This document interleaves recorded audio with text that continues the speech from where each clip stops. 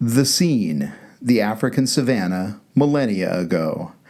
Aaaand and are out and about, one lovely morning, not too far from the clan HQ, when they hear a rumble in the bushes, but a distinctly different rumble in the bushes.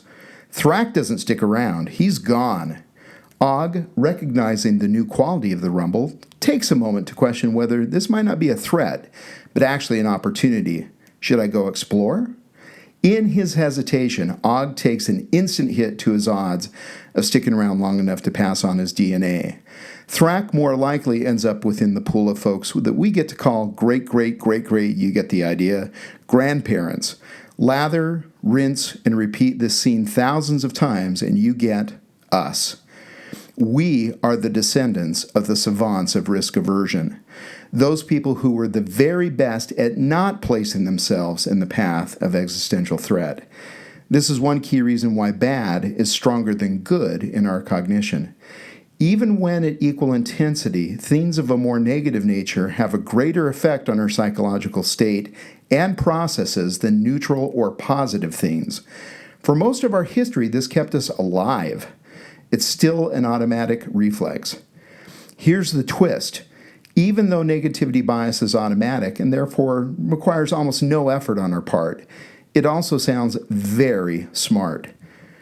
Research shows that book reviewers who tend to be more negative are perceived as more intelligent, competent, and expert than positive reviewers, even when the content of the positive review was independently judged as being of higher quality and greater forcefulness. Apply this to a room full of ambitious people intent on upward mobility, and you may find that everyone is jockeying to be the smartest, as defined by the most cleverly negative person in the room.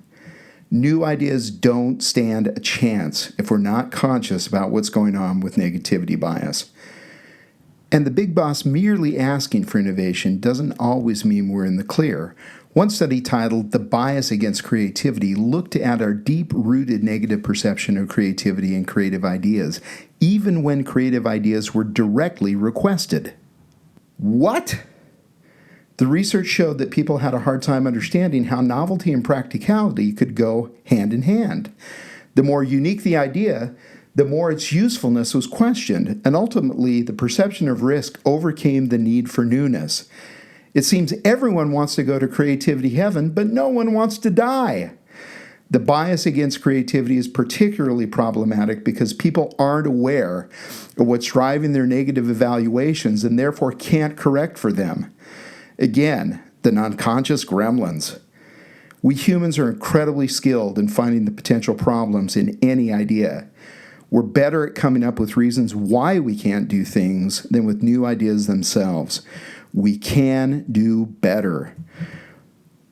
Want to learn more about negativity bias, loss aversion, and how to think better about risk? Check out Thinking Fast and Slow by Daniel Kahneman, Bossy Pants by Tina Fey, and Outsmart Your Instincts, How the Behavioral Innovation Approach Drives Your Company Forward by Adam Hansen, Beth Stores, and Edward Harrington.